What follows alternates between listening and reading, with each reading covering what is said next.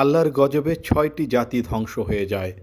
তার মাঝে পঞ্চম জাতির নাম হলো মাদিয়ান জাতি।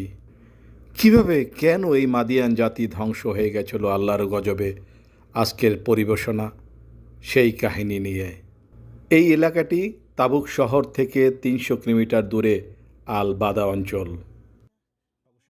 এই ওয়াদিতে বাস করত সোহেব আলাহ ইসলামের যে কওম, সোহেব আলাহ ইসলামের যারা অনুসারী ছিলেন, তার সেই জায়গায় এই নিদর্শন দেখে ইসলামকে এবং আমাদের ইমানকে তাজা করতে পারবো।